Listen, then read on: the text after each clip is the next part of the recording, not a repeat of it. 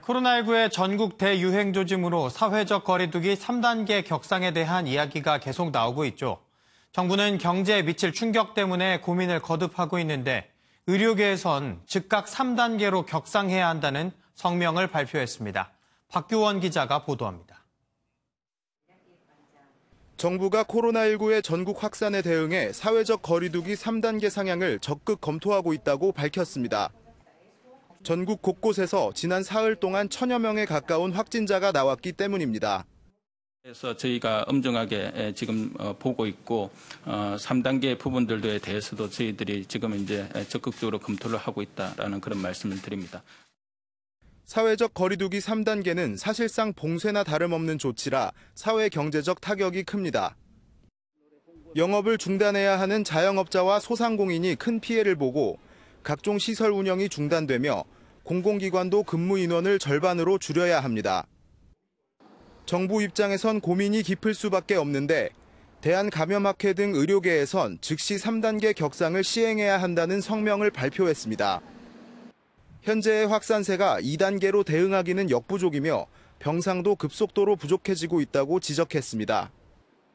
정부는 지난 23일부터 사회적 거리두기 2단계를 전국으로 시행한 만큼 일단 조금 더 지켜본 뒤 3단계 격상을 결정할 방침입니다. 한편 여론조사 전문기관 리얼미터 조사에서 국민의 55.9%가 3단계 격상이 필요하다는 의견을 내놨습니다. MBN 뉴스 박규원입니다. 확진자가 나오는 지역들 가운데 주목해야 할 곳을 짚어보겠습니다. 서울 관악구의 한 방문 판매에서 시작된 집단 감염으로 나흘 만에 25명이 확진됐는데요. 이 관련 확진자는 수도권뿐 아니라 부산과 전남, 순천 등 전국으로 확산한 것으로 조사됐습니다. 길기범 기자입니다. 서울 관악구의 방문 판매 업체 무한그룹입니다. 지난 20일 이 업체에서 첫 확진자가 발생한 뒤 나흘 만에 관련 확진자가 25명으로 늘었습니다. 8월 10일에서 20일 사이 관악구 영인 MC빌딩 6층 무한그룹 방문자는 증상 유무에 관계없이 가까운 보건소 선별진료소에서 검사를 받도록. 더 큰 문제는 부산과 전남 등 전국에서 2차 감염 사례가 속출한다는 점입니다. 전남 순천의 대형마트 집단 감염도 무한그룹 설명회에 참석한 70대 여성으로부터 시작된 것으로 조사됐습니다. 무한그룹이라는 업체가 주최하는 설명회에 8월 13일에 참석하신 것을 확인을 했고, 또 근데 이 같은 설명회를 다녀오신 분들 중에 추가적으로 확진자들이 확인되는 것. 사업 설명회가 밀폐된 공간에서 열리고 불특정 다수가 모인다는 점을 감안하면 추가 확산 가능성이 큰 상황. 실제 방판업체 리치웨이나 금투자업체 골드트레인과 관련된 확진자는 100여 명을 넘었습니다. 방역당국은 방판업체나 투자업체와 연관된 집단 감염이 속출하고 있다며 관련 행사나 설명회에는 참석하지 말아달라고 당부했습니다. MBN 뉴스 길기범입니다. 대전 지역의 한 인터넷 매체 기자가 확진 판정을 받으면서 그 여파가 대전 세종 지역 관가와 언론 그리고 정치권으로 퍼졌습니다. 주요 기자실은 폐쇄됐고 지자체장들과 국회의원들이 코로나 검사를 받고 자가격리에 들어갔습니다. 주진희 기자입니다. 지난 18일 더불어민주당 대전시당 행사에 참석한 황운하, 조승래 등 대전 지역 국회의원 6명이 코로나 검사를 받고 자가격리에 들어갔습니다. 취재하러 왔던 인터넷 매체 기자 한 명이 코로나19 확진 판정을 받았던 겁니다. 많이 놀랐고요. 6명이 참석했는데 공통적인 상황에 놓여 있으니까 다들 검사받고 자가격리하고 하겠죠, 뭐. 해당 기자는 처음 증상이 나타난 지난 16일부터 확진 판정을 받은 그제까지 대전시, 대전시의회, 민주당 행사 등을 출입한 것으로 알려집니다. 이로 인해 대전시 기자실 등 각 기관 기자실이 폐쇄됐고 지자체장들도 검사를 받았습니다. 광주에서는 유흥업소를 다녀와 확진 판정을 받은 김대중 컨벤션센터 직원이 지난 17일 정치인들이 모이는 행사에 참여한 것으로 알려지면서 비상입니다. 저는 직접 접촉자가 아니어서 음성 판정을 받은 뒤에는 현재 정상적으로 활동을 하고 있습니다. 해당 직원은 사회적 거리두기가 강조되는 상황에서 유흥주점을 방문했고 확진 전까지 정상 출근도에 사태를 키웠다는 지적도 나오고 있습니다. MBN 뉴스 주진입니다. 서울 방배경찰서 소속 경찰관이 코로나19 확진 판정을 받으면서 사실상 경찰서가 문을 닫았습니다. 평소에 다니던 헬스장에서 감염된 것으로 추정이 되는데 함께 근무하던 경찰서 직원 35명이 검사를 받고 자가격리에 들어갔습니다. 김보미 기자의 단독 보도입니다. 서울 방배경찰서 민원인실 출입문이 폐쇄됐습니다. 그젯밤 방배서의 수사과 소속 경찰관이 코로나19 확진 판정을 받았기 때문입니다. 이 경찰관은 지난주 토요일부터 코로나19 의심 증상을 보였고 다음 날 오전 보건소에서 검사를 받았습니다. 코로나19 확진자가 나오면서 해당 경찰관이 근무하던 사무실과 2층 전체가 임시 폐쇄됐고 민원인을 포함한 외부 입출입도 전면 통제됐습니다. 코로나 방역 때문에 오늘은 외국인이 나가더라고요. 방역당국은 해당 경찰관이 평소 다니던 헬스장에서 감염된 것으로 추정하고 정확한 감염 경로를 조사하고 있습니다. 해당 경찰관은 지난주 금요일까지 정상 근무했고 함께 근무한 경찰서 직원 35명은 검사 후 자가격리 상태에서 결과를 기다리고 있습니다. 경찰 관계자는 보건소의 지침대로 방역을 마치고 하루 동안 폐쇄 조치할 예정이라고 밝혔습니다. MBN 뉴스 김봄입니다. 현재 교회에는 현장 대면 예배를 금지하는 집합 제한 명령이 내려진 상태인데요. 하지만 지난 일요일 전국 각지에서 상당수 교회가 현장 예배를 강행한 것으로 파악됐습니다. 서울에서만 231곳에 달하는데요. 방역당국은 20명 이상 모인 17곳은 아예 집합 금지 명령을 내렸습니다. 민지숙 기자입니다. 서울시는 그제 대면 예배 우려가 있는 서울 시내 교회를 현장 점검했습니다. 점검 대상은 서울 지역 전체 교회의 56%에 해당하는 3,894곳으로 231개 교회가 대면 예배를 강행했습니다. 20명 이상이 모여 예배를 한 교회도 17곳이 적발됐습니다. 이들 교회에는 아예 운영을 못하도록 하는 집합 금지 명령을 내렸습니다. 교회 예배를 통한 집단 감염이 확산하면서 현재 교회에서의 대면 모임 자체가 금지된 상태입니다.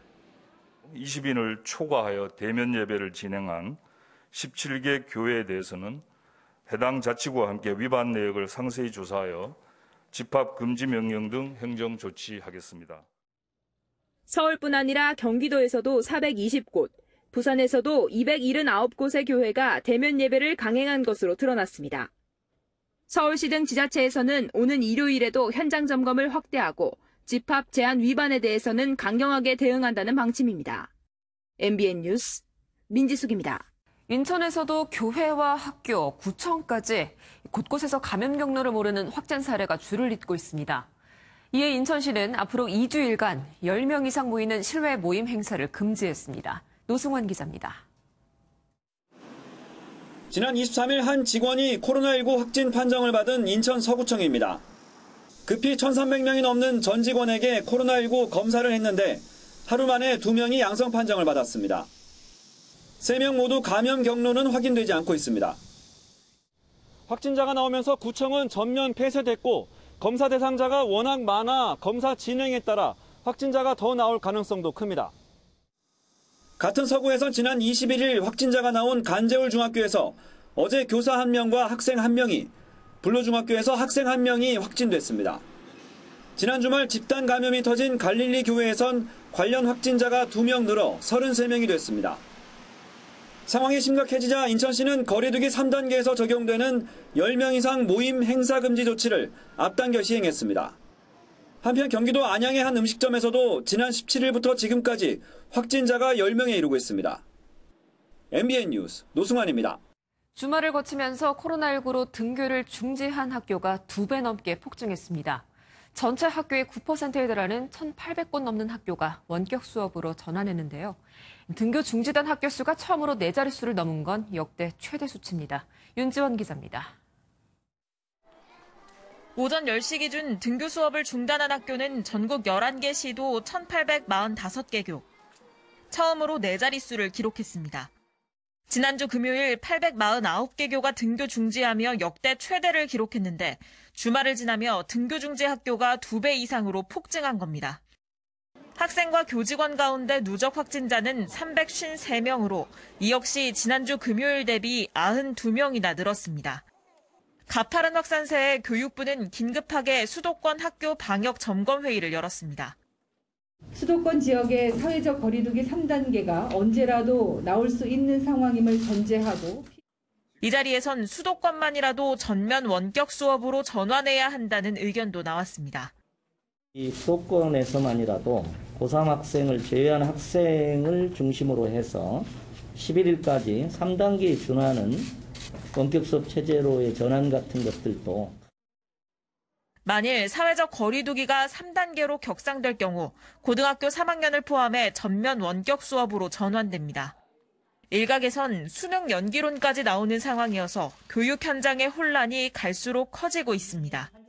MBN 뉴스 윤지원입니다. 어제부터 서울 시내에서는 실내외를 가리지 않고 마스크를 착용하도록 했죠. 그런데 실외에서는 마스크를 쓰지 않은 사람이 적지 않았고 마스크 착용 의무화 자체를 모르는 시민들도 꽤 있었습니다. 오는 10월 13일부터는 마스크를 쓰지 않으면 10만 원 이하의 과태료까지 부과됩니다. 정태진 기자입니다. 서울 시내 번화가입니다.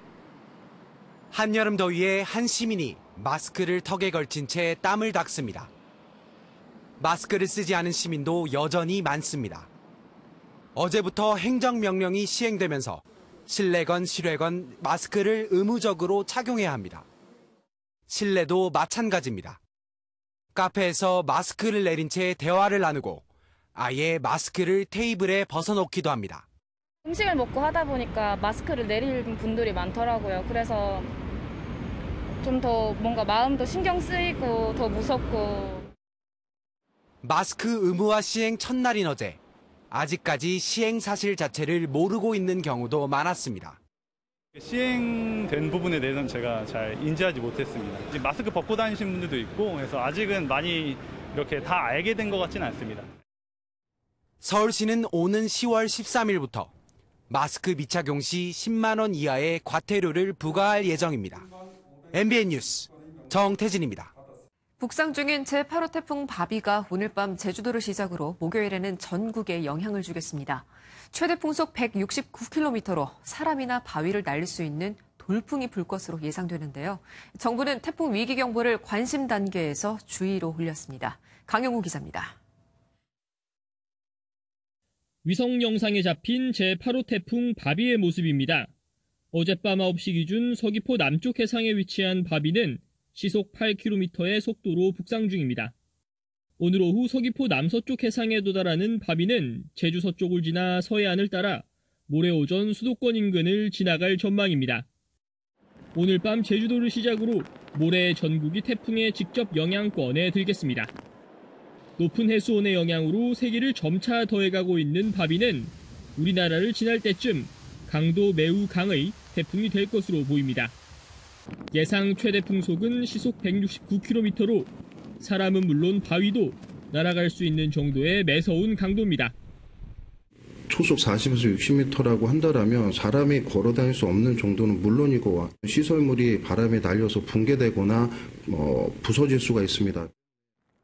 기상청은 다만 제주 북쪽의 해수온이 낮아 바비가 한 단계 높은 초강력 태풍이 되지 않을 것으로 전망했습니다. MBN 뉴스 강영우입니다. 아베 신조 일본 총리가 어제로 2799일이라는 최장 연속 재임 기록을 세웠는데요. 계속되는 건강 이상설 속에 공교롭게 어제 또 병원을 찾았습니다. 최근 2달 사이 7시간이 넘는 검진을 2번이나 받았는데 어제는 3시간 반 동안 추가 검진을 받았습니다. 보도에 장명훈 기자입니다. 아베 신조 일본 총리가 도쿄의 한 대학병원을 다시 찾았습니다. 지난 17일 방문 이후 일주일 만입니다. 약 3시간 반 만에 병원을 나와 총리 관저로 복귀한 아베 총리는 다소 수척한 모습으로 기자들 앞에 섰습니다. 今日は先週の検査の結果を詳しくお伺いをし、そしてまた追加的な検査を行いました。体調管理に万全を期してこれからも 하지만 이번에도 구체적인 병명과 병세, 검진 결과에 대해선 말을 아꼈습니다. 또 통상적인 검진 결과를 듣는 자리라고 하기엔 3시간 반이라는 다소 긴 시간이 할애됐다는 점도 의문입니다. 일본 언론들은 아베 총리의 지병인 궤양성 대장염의 병세가 악화했을 것으로 보고 있습니다. 궤양성 대장염은 대장의 점막에 원인 불명의 염증이 생기는 것으로 평생 호전과 악화를 반복하는 난치성 질환입니다. 아베 총리의 병세가 암일 수도 있다는 보도도 나오고 있습니다. 일본 주간지 뉴스포스트7은 지난 6일 아베 총리의 토사물 속에서 검은 덩어리가 발견됐다며 이는 위산과 출혈이 섞인 것으로 위궤양과 암까지 의심된다고 전했습니다.